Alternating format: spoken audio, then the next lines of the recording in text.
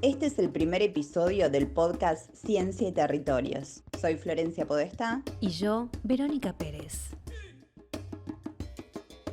Mi nombre es Mariana Arseno. Soy geógrafa, docente de la carrera de Geografía de la UBA. También soy investigadora del CONICET y trabajo en el Instituto de Geografía de la UBA, donde coordino el grupo de estudios Geografías Emergentes.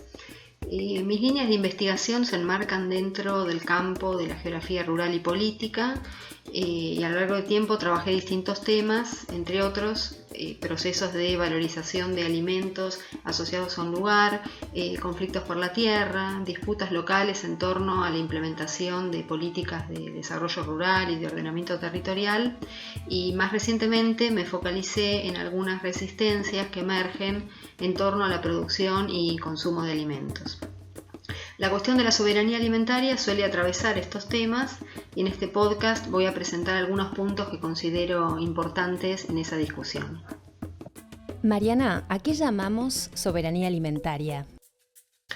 Soberanía alimentaria es un concepto que emerge de las organizaciones sociales. Puntualmente fue lanzado en 1996 por la organización La Vía Campesina, que nuclea a campesinos, trabajadores rurales, poblaciones indígenas de distintos países del mundo. El concepto surge en un contexto donde se venía profundizando un régimen alimentario global de carácter neoliberal que evidenciaba un aumento del hambre y la desnutrición a nivel mundial y un empobrecimiento generalizado de los sectores campesinos, cuestión que sigue aún vigente, ¿no? En esa primera formulación, la soberanía alimentaria fue definida como el derecho de cada nación a mantener y desarrollar su propia capacidad para producir sus alimentos básicos, respetando la diversidad cultural y productiva. De alguna manera, este concepto buscaba discutir otro concepto, que es el de seguridad alimentaria, difundido por la FAO, que pone el foco en el acceso físico y económico a los alimentos sin cuestionar la forma en que se producen y se distribuyen. Justamente la definición de Vía Campesina fue presentada públicamente ese mismo año en la Cumbre Mundial de la Alimentación organizada por la FAO. Para las organizaciones, la idea de soberanía alimentaria sintetiza un proyecto político y una plataforma para la implementación práctica de alternativas, a partir de una fuerte crítica al modelo agroalimentario dominante a nivel global. En esa crítica se resaltan varios puntos. Por un lado, se pone en cuestión la forma dominante en que se producen y se distribuyen los alimentos y los actores que comandan ese proceso, que son mayormente grandes empresas agroindustriales transnacionales que monopolizan y controlan el mercado agroalimentario mundial y también los precios. Y además pone en discusión algunos de los procesos que tienen lugar dentro de ese modelo. Por ejemplo, concentración de la tierra, expulsión de poblaciones indígenas y campesinas, desmontes, pérdida de biodiversidad, contaminación, alza de los precios de los alimentos, etc. La definición en sí de soberanía alimentaria es permanentemente rediscutida y va adquiriendo características propias también en distintos contextos geográficos, pero centralmente enfatiza, tal como podemos ver en los documentos de las organizaciones, el derecho de los pueblos a alimentos nutritivos y culturalmente adecuados, accesibles, producidos de forma sostenible y ecológica, y también su derecho a decidir su propio sistema alimentario y productivo, lo cual pone a los productores familiares en un lugar central en esos sistemas y políticas alimentarias por encima de las exigencias de los mercados y de las empresas.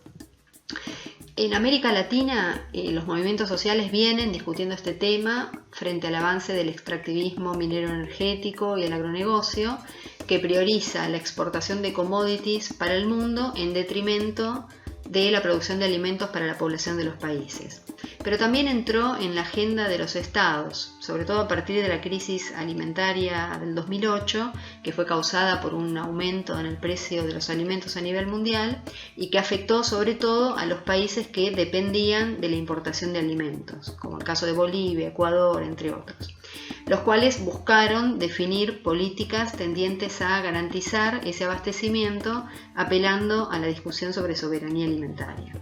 Ahora, es interesante ver qué características asumió esta discusión en un país como Argentina, que es un importante productor y exportador de alimentos a nivel mundial.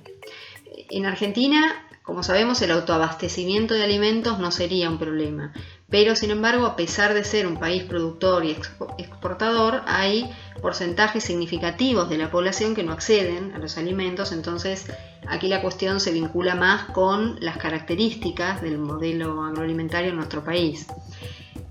Y lo que pudimos ver es que la soberanía alimentaria desde el ámbito estatal se piensa directamente en otra escala y sin cuestionar el modelo hegemónico de producción de alimentos. Básicamente se asume la posibilidad de convivencia de dos modelos. Por un lado, el modelo del agronegocio destinado a la producción de alimentos para el mercado externo, que constituye uno de los pilares de la economía nacional, y por el otro lado, el modelo de la pequeña producción familiar, que debería fortalecerse para producir los alimentos para el mercado interno, negando las contradicciones que existen entre ambos modelos, como bien visibilizan los movimientos sociales. Por lo tanto, lo que se busca desde el Estado es fortalecer la producción familiar y el abastecimiento local de alimentos, pero sin cuestionar el modelo productivo dominante, y por eso en general la política estatal suele hablar de soberanía alimentaria local y no en un sentido más amplio y estructural.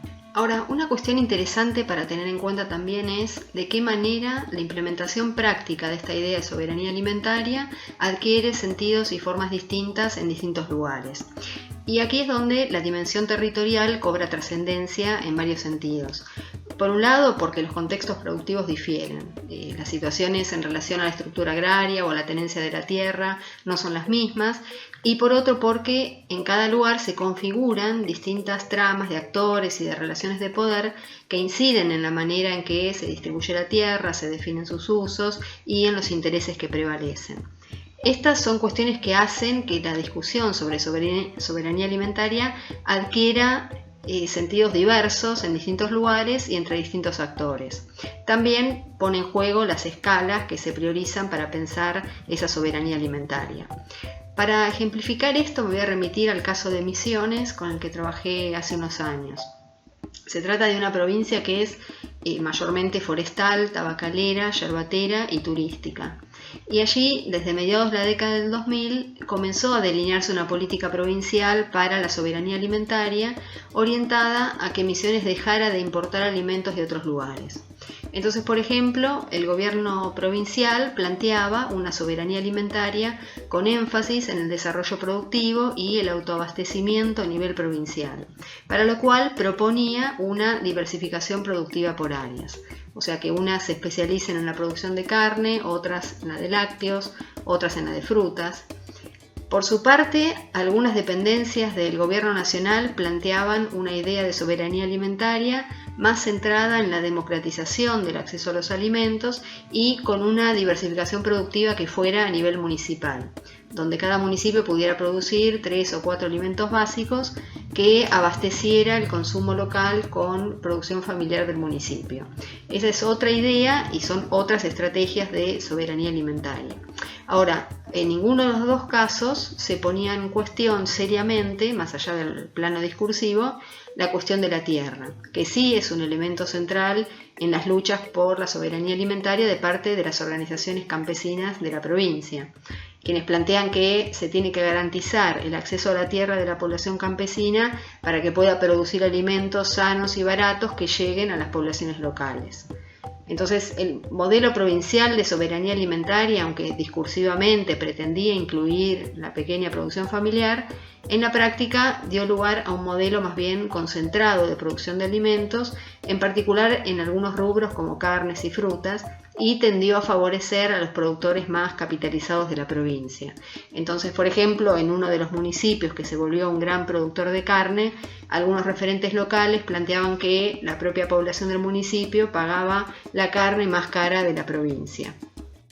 Estas discusiones sobre soberanía alimentaria incluyen cada vez más también la dimensión del consumo, es decir, trascienden el ámbito de la producción o de las políticas que puedan pensarse para fomentar esa producción local y empiezan a tomar relevancia la conexión con el consumo, sobre todo de los sectores urbanos. Y varias cosas aparecen como centrales acá. Por un lado, el tema de que el alza de los precios de los alimentos hizo que los consumidores deban destinar una proporción cada vez mayor de sus ingresos a satisfacer sus necesidades básicas de alimentos. Y amplios sectores tienen cada vez más dificultad para garantizar eso.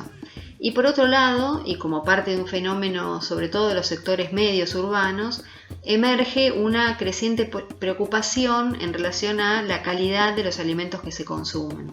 Entonces empieza a generarse una crítica al modelo alimentario y resistencias desde los sectores urbanos, que es algo que podemos ver en las grandes ciudades en Argentina, pero también en otros lugares del mundo.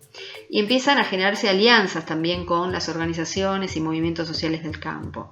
Entonces, ¿cuáles son los vínculos que se establecen entre organizaciones campesinas, cooperativas, con consumidores de áreas urbanas?